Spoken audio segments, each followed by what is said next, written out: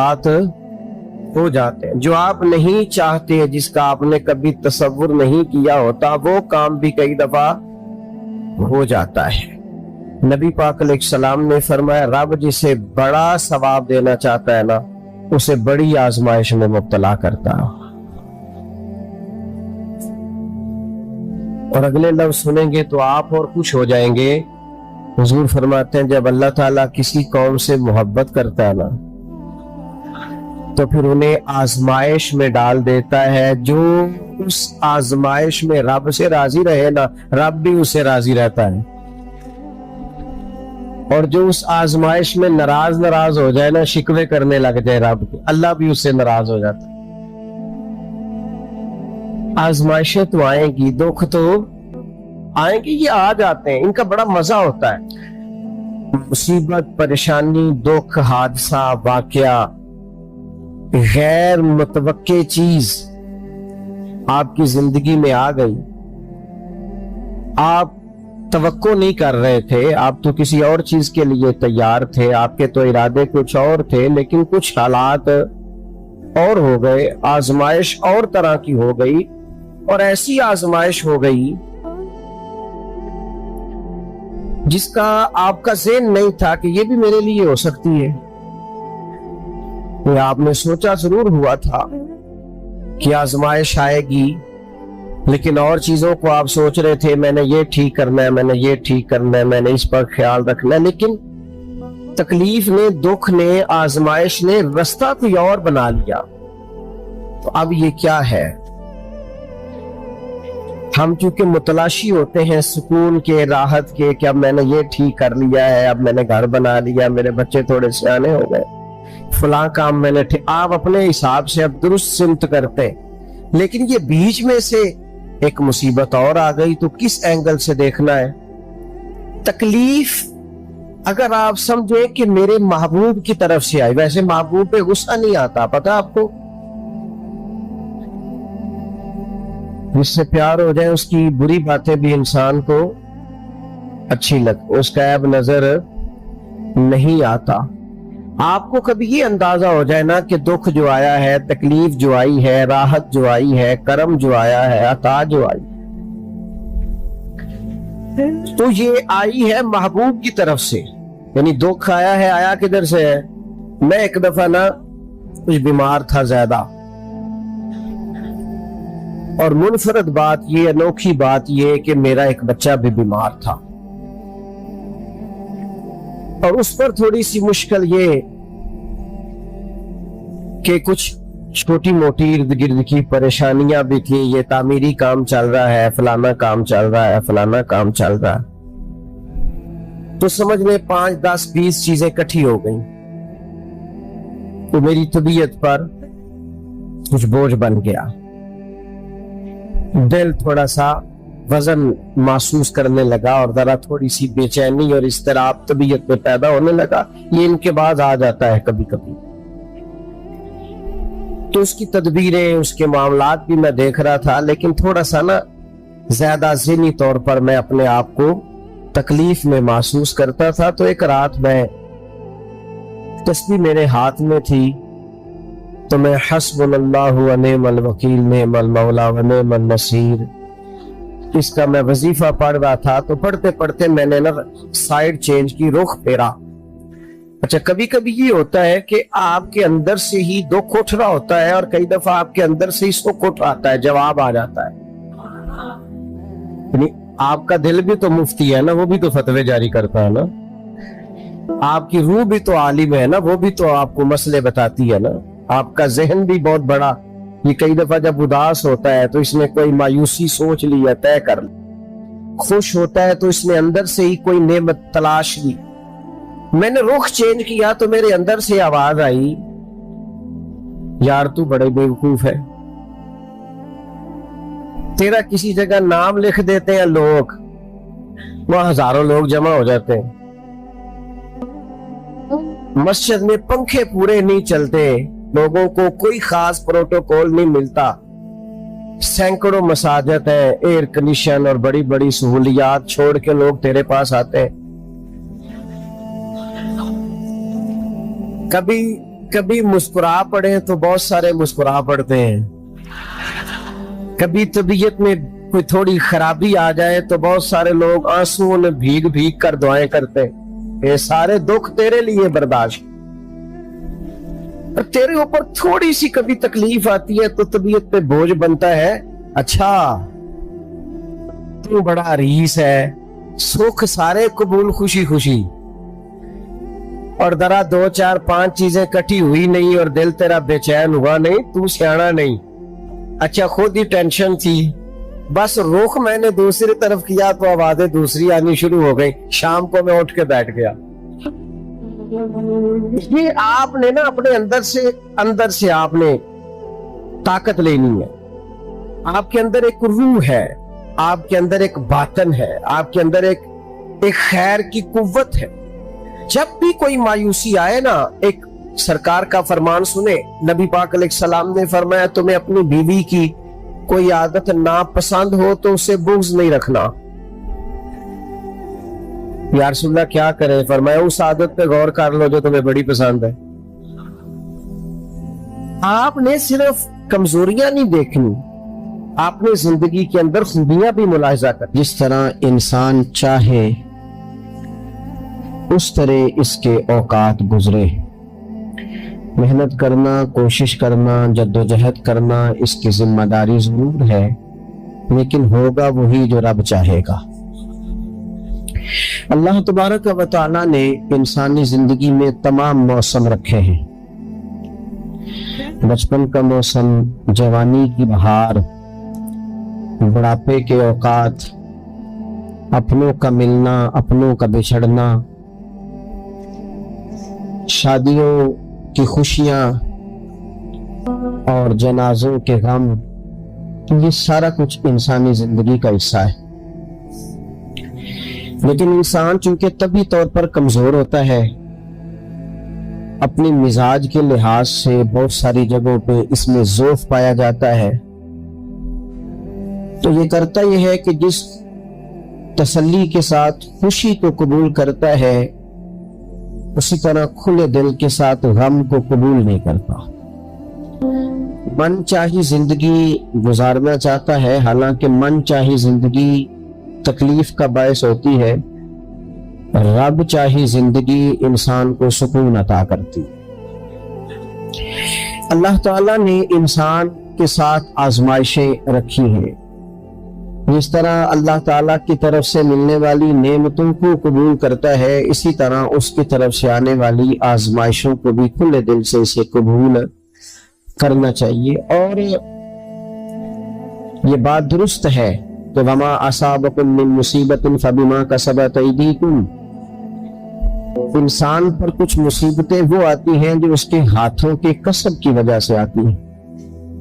बहुत सारी कौमों पर आजाब इसलिए आए कि उन्होंने बाज गुनाह किए थे, लेकिन ये याद रखिएगा कि आजाब हमेशा गुनाहों की वजह से नहीं आते, तकलीफें हमेशा गुनाहों की वजह से नहीं आती।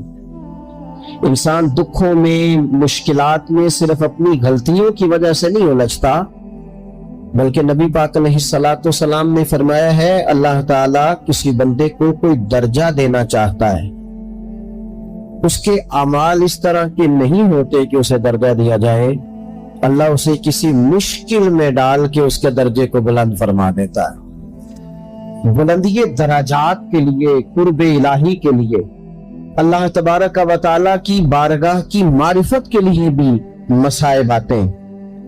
आप देखिए ना, नबी पाक सल्लल्लाहु तआला अलैहि वसल्लम ने फरमाया सबसे ज्यादा तकलीफें अंबिया पे आती है, और फरमाया मैं अल्लाह का महबूब हूं, अंबिया का सरदार हूं, मेरे ऊपर सबसे ज्यादा तकलीफें आई हैं, आजमाइशें आ जाती हैं। रब फरमाता है वाला नबलुवन्नकुम बिशैइन मिनल खौफि वल जूअ, हम जरूर तुम्हें आजमाएंगे कुछ खौफ के साथ, कुछ भूख के साथ, व नक्सिम मिनल अम्वाली वल अनफुसी वस्समरात, जरूर तुम्हें आजमाएंगे फलों की और जानों की कमी के साथ। अगर तुम इसमें साबित कदम रहे शिकवे न किए, अपने रब की रजा पे तुम राजी रहे तो वबश्शिर साबिरीन। ऐ महबूब फिर जो मेरी रजा पे सब्र करे उन्हें मेरी जन्नत की खुशखबरी भी अता फरमा दो। हम तुम्हें जरूर आजमाएंगे, खौफ भी, भूख भी, मालों और जानों की कमी भी। मोमिन की ये शान होती है कि वो किसी भी मौके पर अपने रब से शिकवा नहीं करता, किसी भी हाल में अपने रब की शिकायत नहीं करता। नबी करीम अलैहिस्सलाम ने फरमाया, अगर अल्लाह ताला किसी बंदे को बीमार करे फिर उस बीमारी पर वो सब्र करे और आने वालों से रब का शिकवा न करे, तो फरमाया अल्लाह ताला ने जो गोश्त उसे दिया होता है उससे बेहतर गोश्त अल्लाह उसे अता कर देता है।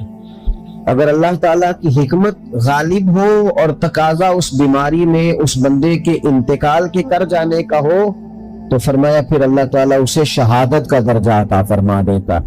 आजमाइशें आ जाती हैं, इंसान पर मसाइब आ जाते हैं, दुख आ जाते हैं, तकलीफों का सामना बंदे को करना पड़ जाता है।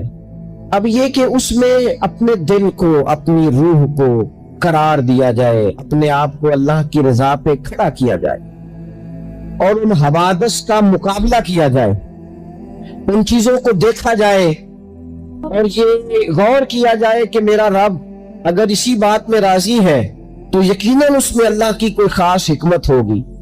कहत हजरत उमर के जमाने में भी आ गया था, बड़ी मुश्किलात का सामना करना पड़ा।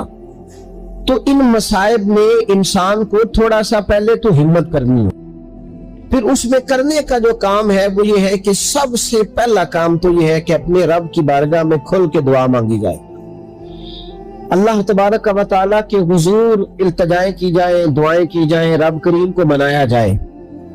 हजरत उमर फारूक रदी अल्लाह तआला अन्हु के जमाने में जब कहत आया था तो हजरत उमर नबी पाक अलैहिस्सलाम के चचा को हजरत अब्बास रदी अल्लाह तआला अन्हु को लेकर मैदान में निकले थे और क्या खूबसूरत लफ्ज उन्होंने तरतीब दिए थे। अर्ज करते थे, मालिक पहले हम तेरी बारगाह में महबूब पाक को लेके आया करते थे, आज महबूब ने जाहिरी विसाल किया है तो तेरे महबूब के चचा को लेके आए। तो ऐ अल्लाह तू मेहरबानी फरमा, अपने महबूब के चचा का सदका हमें बारिश अता फरमा। तो बस हजरत उमर ने दुआ मांगी, हजरत अब्बास को वसीला बनाया तो अल्लाह ने बारिश अता फरमा। अच्छा, फिर ये दोनों चीजें हमें हदीस सही में मिलती है।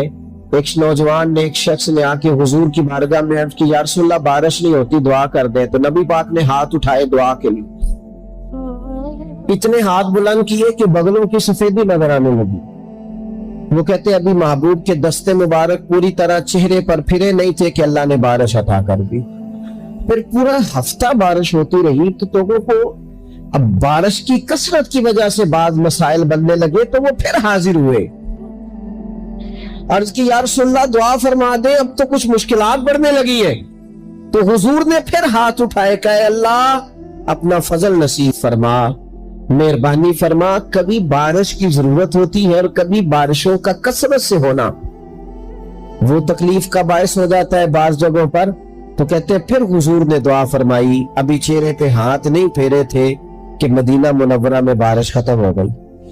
तो सबसे पहला और जरूरी काम हमारा आज मिजाज बन गया है कि हम तबसरे करते हैं, सियासत करते हैं, उस पर बैठकर अब एक और दौर आ गया है, वीडियो बनाते हैं, मोबाइल चलाते हैं, जो कि बहुत बड़ा इम्तिहान है हमारे लिए कि सिर्फ 20 मिनट मोबाइल को हाथ ना लगाएं, बहुत बड़ा इम्तिहान है।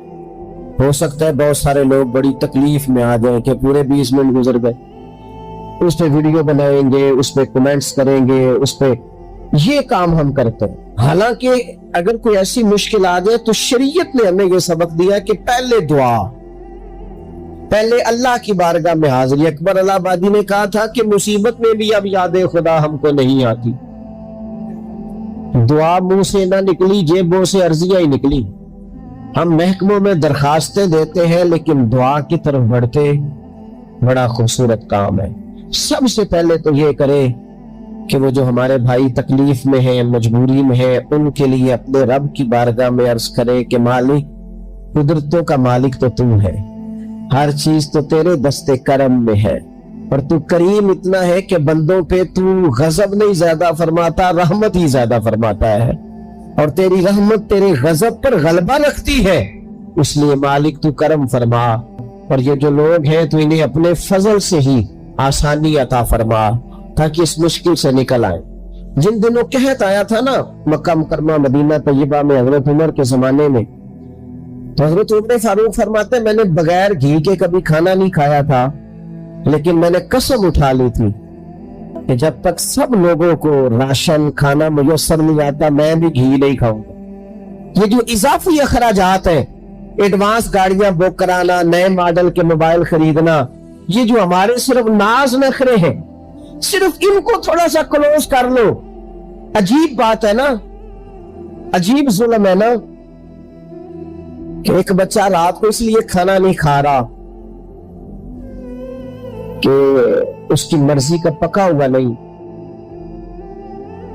اور ایک طرف میرے ہی وطن میں اس ویڈیو نے بھی میری چیخیں نکلوا دی جس میں ایک بیٹی، اور اس کی عمر بھی بالکل اتنی ہے جتنی میری بیٹی کی عمر ہے، اس سے وہ صحافی پوچھتا ہے پاؤں اس کے ننگے ہیں اور پاؤں پہ کیڑے چڑھ رہے ہیں، تو اس سے پوچھتا ہے پتر کیا چاہیے؟ وہ کہتی ہے صرف روٹی کھانی ہے، کوئی مطالبہ نہیں، کوئی مطالبہ نہیں، روٹی دا دکھ نہ پوچھو کہ روٹی بندہ کھا جا بیجے، روٹی بندہ کھا بڑ۔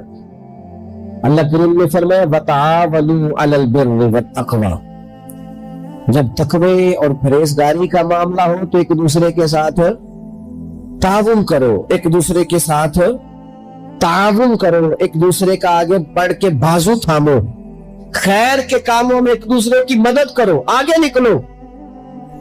ہو جاتا ہے کبھی کبھی ایسا کہ ایک بھائی کے پاس بہت زیادہ مال ہوتا ہے، دوسرے کے پاس کم ہوتا ہے، اور نبی پاک صلی اللہ تعالی علیہ وسلم نے ارشاد فرمایا کہ یاد رکھنا اللہ تبارک و تعالی اتنی دیر تک تمہاری مدد کرتا ہے جب تک تم اپنے بھائی کی مدد کرتے رہتے ہو، اللہ تمہارا مددگار رہتا ہے۔ اور یہ جو مسلمان ہوتے مومن کلمہ پڑھنے والے، ان کے بارے میں میرے نبی پاک علیہ الصلوۃ والسلام نے فرمایا کہ یہ ایک جسم کی مانند ہے، ایک جسم کی طرح ہے۔